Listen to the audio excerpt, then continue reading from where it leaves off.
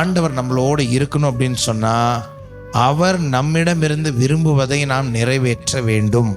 நம்மளே வாழல, நம்மளே கடைபிடிக்கல, நம்மளே இயேசுவை போல வாழல, மாறல அப்படின்னு சொன்னா இந்த உலகத்தார்கிட்ட போய் நம்ம ஆண்டவர் இயேசு கிறிஸ்துவின் நற்செய்தியை பறைசாற்ற முடியாது.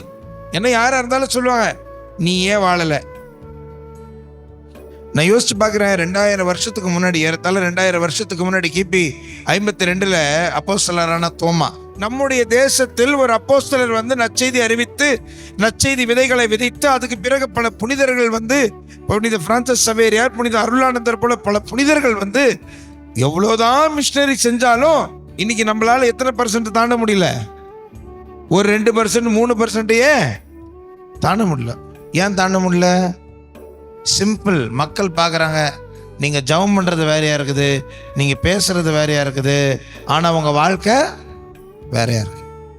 இயேசு கிறிஸ்துவை பற்றி பறைசாற்றணும்னா பிரியமான என் சகோதர சகோதரிகளே, நீங்களும் நானும் ஏதாவது ஒரு விஷயத்துலையாவது இயேசு கிறிஸ்துவை போல மாறணும். அவரை போல மாறாத எவரும் கிறிஸ்தவன் அல்ல.